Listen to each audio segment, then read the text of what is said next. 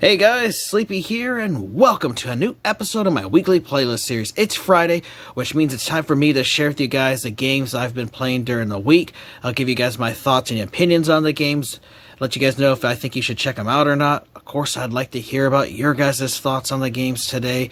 Let me know if you guys have played any of the games I share with you. If you something maybe you liked about them, there was something you didn't like about them. I'd also like to hear about the games you guys are currently playing, as that gives me ideas of new games to check out. And if you have a suggestion on a game you think I might enjoy, let me know. I'm always looking for new games to play and experience that I might have missed. So let me know if you guys have any suggestions on games you think I should check out. I've got one game to share with you guys this week, and it is for the PlayStation 4. Now, I have been playing some more of Like a Dragon Ishin on my Xbox Series X, but I've really been mostly focused on playing this game for PlayStation 4. Now, this game just came out last year, and it has been on my list of games that I really have wanted to play, and I finally took the time to start playing it, and that is a game called Stray.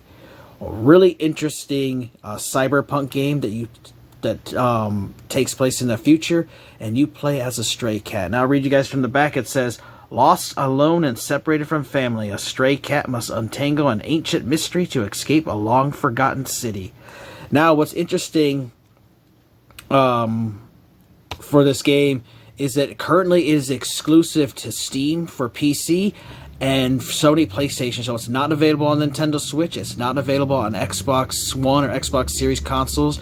They do have a exclusive contract for, I think it's like a year, so maybe later this year you may see a release for the Xbox and Nintendo Switch, but I'm not sure.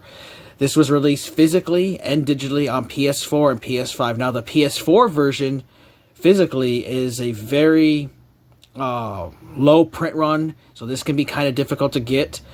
There's a retail version, but then there was also a special version released by I Am 8-Bit that has extra content stuff. I actually have two copies of this. I have that version kept sealed, and then I got this physical version from Gamefly for the really cool, good price. And it did come with some cool little art cards in there. So if you're looking to get this game physically, there's just a few places you get it from. You can either get it like on eBay or Amazon, or you can get it from Gamefly. It was not released at very many retailers, at least for the PS4 version. There's a lot more PS5 versions, but they did release a very limited amount of PS4 copies. Online, like eBay and stuff, it goes for like $40 to $60. Really fun game. Let's take a look at Stray.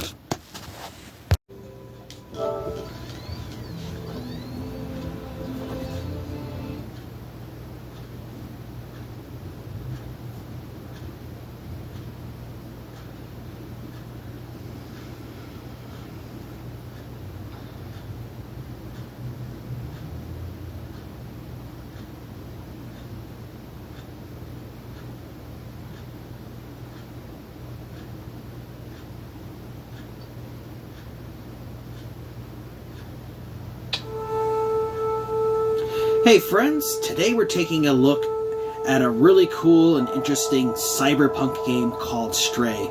Now, what's really fascinating about this title is that you actually play as a real-life cat. You're not playing as one of those anthropomorphic cats. You're not like a cartoon cat. You don't talk like a Garfield or anything. You play as an actual live cat, which is really interesting and really cool. So the basic idea of story of this game is that you are a stray cat. You're an orange tabby cat. You live with 3 other cats, which are your family. And in the very beginning of the game, you know, you guys are just being cats, and you're going on a journey over top of an old, deserted, dead city. And while you're traversing through some of the pipes and stuff, your cat actually slips and ends up falling down into the dead city. And the cat wakes up, and now they want to try to get out of this city so they can get back to their family. And the back of the case says, "Lost, alone, and separated from family, a stray cat must untangle an ancient mystery to escape a long-forgotten city." So let's take a look at this game. I currently have almost 2 hours into the game. Now, this is not a super long game. This is one that some people beat within like 4 to 8 hours. Just really depends on how fast you progress through the game. Myself, personally, I like to take my time in these games. I love to explore the world and just see the neat stuff that are there. I like to go after like all the collectibles because there are stuff to collect in this game. And I just like, you know, exploring and stuff. It's really fascinating world. So you're in what is called the Dead City, and what's really interesting about this is it's completely populated by robots. All of the humans are dead and have left the city, and all that's left behind are these robots. And none of them have ever seen the outside world, is what they call it, where, you know, seeing the sky and the ocean, anything like that. And so none of them really know about it. Now, when you fall down here, you are eventually led to meet a little robot called B12, which I'll show you guys here. We'll bring him out. And he is your guide down here that helps you communicate with the robots. He also takes care of your inventory for you. So all the stuff that I've found, he keeps track of. You also can keep track of the memories that he found, because his memory has been damaged, and so he doesn't remember exactly who he is, what his name is, and what his purpose was. But as you play through the story, he starts recovering memories and starts remembering stuff. So it's really interesting, just really fascinating. So you guys can see, here's what I am as a little cat, and then he hangs out in my backpack when I'm not needing his help. But what's really cool too is the studio who created this game actually studied the behavior of cats for months. They had cats that they had actually stay with them in their studio, so they would live with them in the studio as they made the game, and they studied them a lot so they can understand cats and how they act, you know, make sure that the way when they walk, that they walk properly, and how they interact with their world. You know, they wanted to make it as authentic as possible. You know, how would cats really act in the real world, and how do they do with stuff? So you can see that when you play the game, you know, that the cat's actually the cat moves like a real cat would. What the funny thing too is I love that you can actually make him meow by using the circle button, and that's how you can sometimes let somebody know that you want to do something with them. But when you actually eat robots, thanks to B12, you can actually communicate with them because they have their own language. So I can talk to this guy called the Guardian. You look lost. What do you need? And then you can show them items and stuff you find, because some of these robots want stuff that you can actually find for them, so you can go on little quests for them. Oh, a picture of the outside. Ridiculous. This elevator isn't operational. Everyone knows that it is impossible to leave this place. Well, except the outsiders. But they're all gone now, except Momo. You can try to talk to him if you want, but he gave up on trying to leave. It's for the best. He lives high up in that building with the orange neon sign. So he basically gave us our first major task, getting up to that apartment up there on the orange, where the orange sign is, to meet this Momo guy. And what's interesting is that this game definitely must take place in Europe, because they don't call them apartments, they call them flats. And in Europe they have, that's what they call their apartments there. So I thought that was pretty cool. And your cat can interact with random objects like this basketball. You can actually hit it and move it around, which is pretty cool. You can also pick up stuff with your mouth, and you can actually carry it to solve puzzles, because this game does have puzzles, which is really cool. And there are a lot of platforming and stuff. You can also make the cat run. So let me get to somewhere where I can actually get up. And you'd use it by pointing towards what you want, and you'll see the little button, and you hit X so you can jump up there.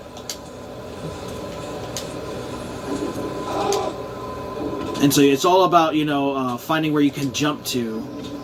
And then this is how you traverse the world. So you yourself don't make him jump, and you can't fall off or anything. But it's all about looking for where you can make your character jump. My friend and I love tossing buckets at each other. Good, clean fun. Our downstairs neighbor disagrees, so we're taking a break right now. So it's just really fascinating, these different robots and the kind of personalities that they have taken on. You know, they start wearing clothes and stuff, and so you have to explore this world to try to get out of it and find out the mysteries and stuff, and like, you know, figure out what the hell happened to humanity and why they're all gone and why there's just robots down here.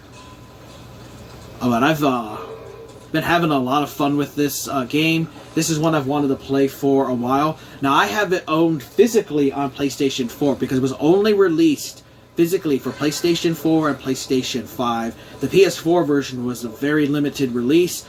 I know only a couple of retailers actually received it, like GameFly, and there was a few others that received very limited amount of copies for PS4. I also got, but I got the special version from I Am 8-Bit that had a special little cover and some extra bonus stuff. This game was really interesting to me when I had saw the gameplay of it and the trailer and stuff. And it was one that I definitely knew I wanted to get, and I had picked it up last year, and now I'm finally getting a chance to play. But what's really cool too is, like, see, you can pick an object here, and you can make your cat sleep. And so, you know, they have how cats actually sleep, because I have owned cats different times through my life, and they do love to snuggle up like this. And when you do sleep like this, the camera will pan away, and you can get like a nice look of the area around you, and there's different areas you can sleep and stuff, which is pretty cool. Now, this game does have a lot of puzzles to solve, so there's a lot of things you can work on solving. Now, there is enemies in this game that you actually have to watch out for. There's these little enemies called Zerks, which are little bacteria, and they try to consume anything, including you, and will try to jump on you. So there are sections in the game where you actually have to run from enemies because it does not have a combat or anything. Now, there is some things where you can get some items later in the game that you can sort of battle them, but it's mostly about running from enemies. There's also some enemy robots and stuff that you can run into as well. But it's mostly, you know, a game about running around and exploring and trying to solve the mystery here and to escape. But it's a really well-crafted world. It's just very interesting how this city is designed. And since your cat is so small and they're really good at jumping, you know, you can really get around to places that a human would have a real hard time getting to. But since you're a cat, you know, it's not as difficult for you. But of course, being a cat, you obviously can't talk and you're limited to what you can do. But definitely a very fascinating game. Like, look at this here. You can translate what this says. Ventilation power supply. So if I can take the battery off in my mouth, and now the fan has stopped, and I can drop this, and I can actually drop into here. And so there's a little puzzle I just solved. And it's just fascinating, the random stuff that you will encounter.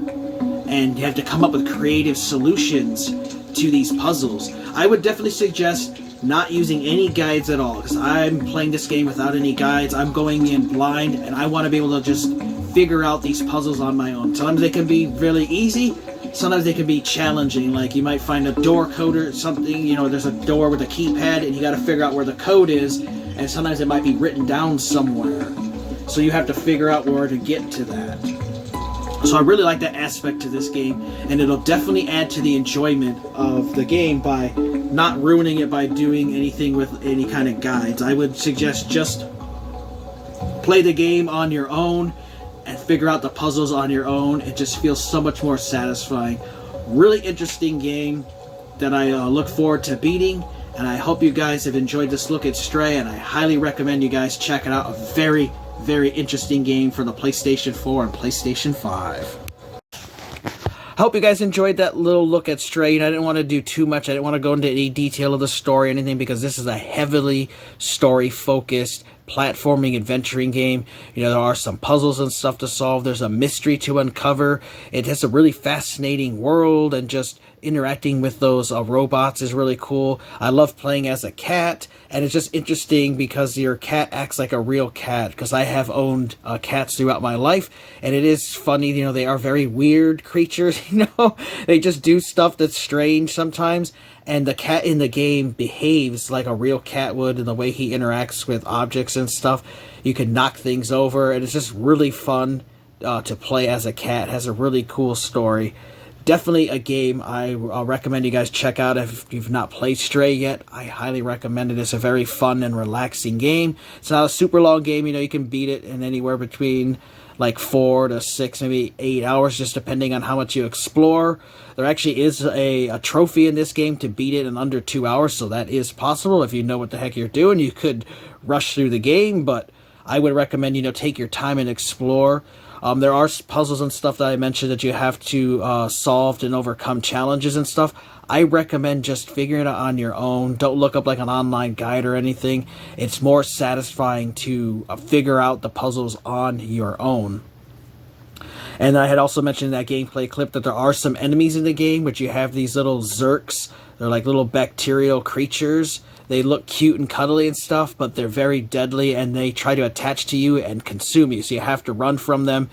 There is a weapon you can unlock later in the game to kind of battle some of them, but you mostly just run from them. There's also some other like little robot creatures and stuff that you do encounter and fight in the game, but there's not a whole lot of combat or anything in this game. It's mostly exploration, platforming, puzzle solving and stuff, but a really fun game I think you guys should definitely check out on the PlayStation 4 or PlayStation 5. A really good game, amazing visuals, great music and atmosphere. Just everything about this game is awesome. Definitely think you guys should check out Stray.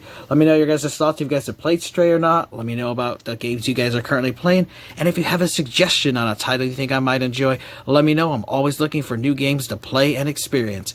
I want you guys to take care, have a great day, and sleep, and we'll see you guys next time.